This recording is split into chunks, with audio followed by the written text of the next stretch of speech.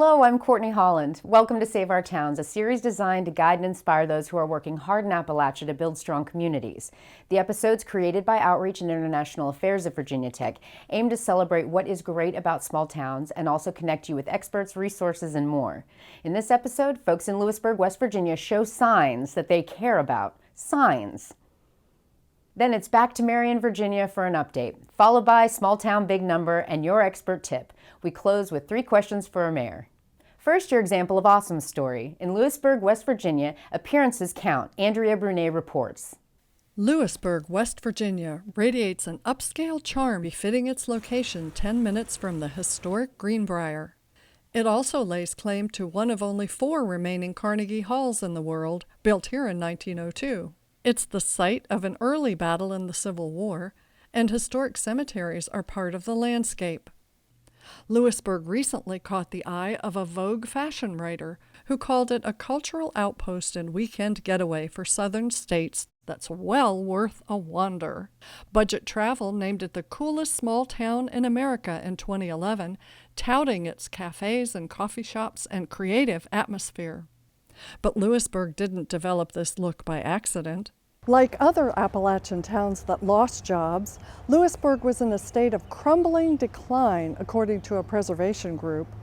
Then, about 25 years ago, the city began to plan. New rules included a sign ordinance. No one is more eloquent than Mayor John Manchester in upholding it. Towns that don't have enforceable sign ordinances have a clutter problem. They're not attractive, they don't bring people in. People want to just drive straight through. If people in the town don't respect what they look like and their appearance and what they're presenting to the community, then nobody else is going to care. 2 city employees devote a chunk of their time to paperwork related to the sign ordinance or walking new businesses through the process. Their work keeps signs at a tasteful size and positioning. A new bookstore owner, David Craddock, recently went through the experience and is now capitalizing on the walk-in trade. What really makes it worthwhile is when teenagers come in, light up. So they see all these books and you think, oh, there's hope yet. Teenagers want to read. Working through the sign ordinance was not an ordeal for him. At the meeting to get the sign approved, the committee suggested changing from a wood product to a more of a plastic product that would perhaps have longer durability there. And that really wasn't a problem at all. The Downtown Historic District carries the most stringent regulations, which govern even the choice of paint color. But city regulations apply to chain stores too. They must comply with sign height restrictions along with green space, runoff, and parking requirements. If box stores want to locate just on the outskirts of town because they know that's where they can do a lot of good business, the town needs to maintain and own the image and negotiate with them very hard to be able to maintain the look and feel. Corporate folks will have you believe that they have no flexibility, that one size fits all, there's only one design that we've ever used.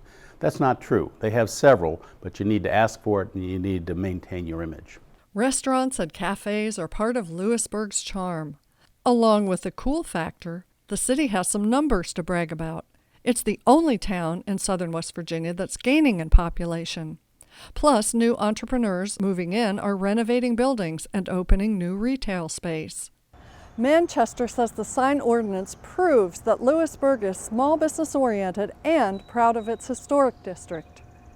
Its appearance stands in stark contrast to other towns that present a visual jumble. Towns really are responsible for their own brand. That brand has evolved over time, but it's important to maintain it.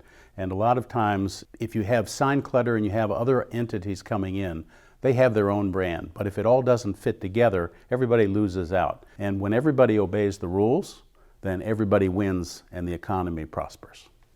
Now we turn to Marion, Virginia, the town we're following for a year. Melissa McEwen shows what happens when leaders work to preserve a town's heritage. In 2007, Smith County officials unveiled plans for renovating its courthouse in downtown Marion. Part of the plans called for razing a century-old building to make room for parking. But town residents were determined to save the 1908 schoolhouse. The community said absolutely not. We just don't want to see another building torn down in Marion. And Marion is fortunate that we're not the most affluent community, because if we were, We would have torn down a lot of our historic buildings in the 60s and 70s like a lot of communities did. We didn't. The buildings are still here. To keep the old schoolhouse intact, Marion officials needed to find another solution to the parking problem. They formed a partnership which led to the creation of a 98-space parking deck. Stimulus funds helped pay for the renovation of the schoolhouse, bringing new life into the old building. It now houses the Summit Center for Higher Education, where Virginia Highlands Community College and Whiteville Community College are partners. It is also the home of the Wayne C. Henderson School of Appalachian Arts. The Henderson, which opened in 2015, has become a regional destination for lovers of arts and crafts. Named for the famed luthier and musician who has built guitars for stars like Eric Clapton, the Henderson offers a variety of programs, from guitar making to letterpress, from a quilter's guild to art classes. The school is an affiliate of the Junior Appalachian Musicians Program, which teaches children to play bluegrass.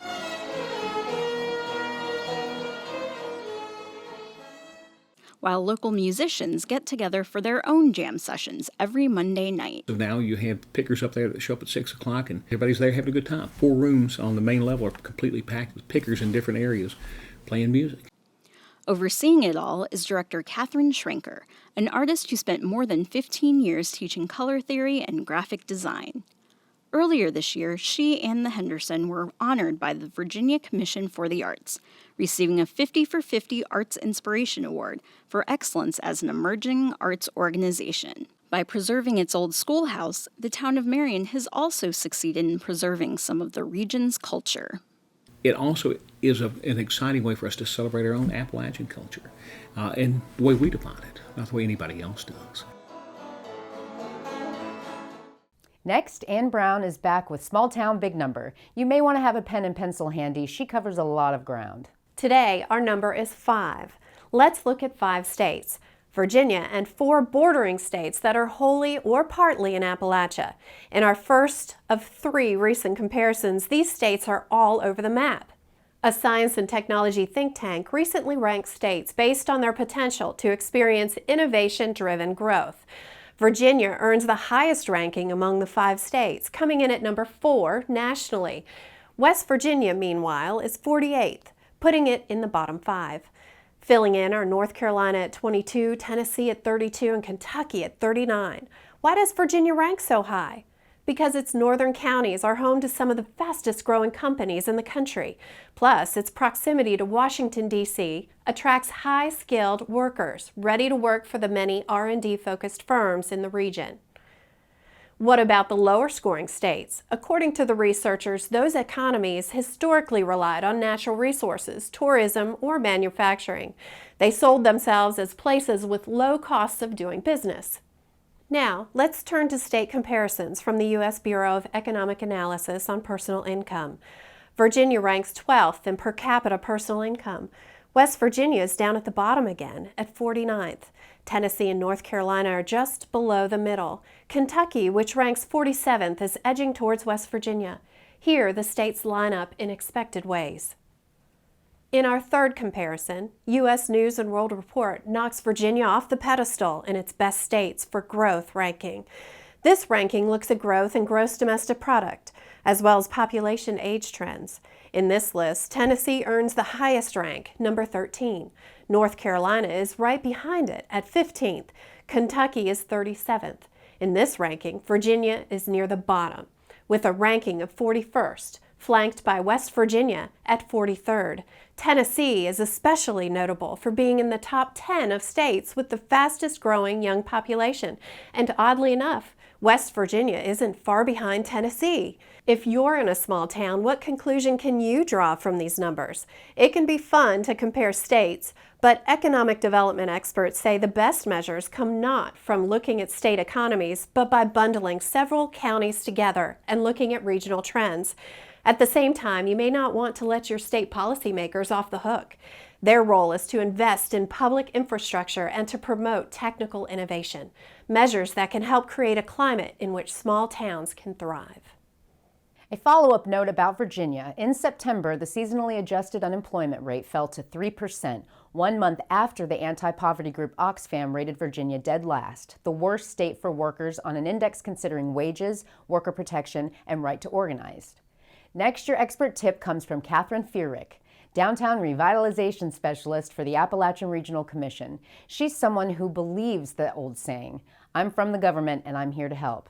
Here's her advice. I would say talk to the faceless bureaucrats at the state and federal government, because we would love to know you and we'd love to work with you. And I say that about myself, of course, but I'm also talking about my colleagues that are in other federal agencies like the EPA, the EDA, USDA, RD, all of these people who work within your region and have you in their footprint.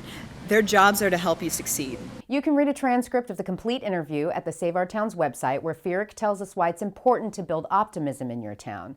Click on the Connect with Experts tab. And now a reminder about Virginia Cooperative Extension. Extension agents and specialists live and work around the Commonwealth, dedicated to subjects such as livestock, quality, health and wellness, and financial planning. On the Save Our Towns website, click on the Extension tab. There you can learn much more. You'll find extension agents listed along with their areas of expertise and contact information. Next, 3 questions for a mayor. Radford's mayor has a background in radio, so we asked him to start off in his movie trailer voice. David Horton, mayor of the city of Radford, Virginia.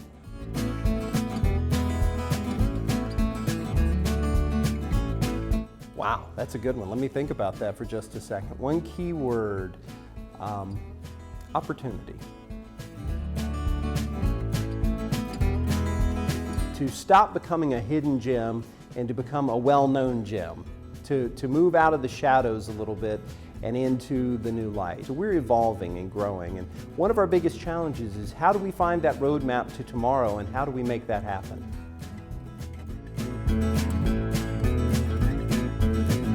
Radford is historically a city of journeys. We had many journeys over this community for many, many years, going back to Native Americans hundreds of years ago. The story of Mary Draper Ingalls is a journey from a kidnapped position where she was taken to Ohio and Kentucky all the way back home. The railroad, of course, traveling through our area, and Radford University is really all about journeys, the journey of education, the journey of so many young people. Radford is a great destination on that journey for many, many people. The outdoors are wonderful right here in Radford. We have the new river, we have wonderful parks in Radford. It's a fantastic place to plan to spend some time. Would you like to nominate your town for an Examples of Awesome story? If so, we'd love to hear from you. To view past episodes and to dive deeper into resources and a wealth of information about small towns, go to the Save Our Towns website. And please send your thoughts to saveourtowns@vt.edu. We read and respond to every email. This is episode 2 of season 5. Thanks for watching.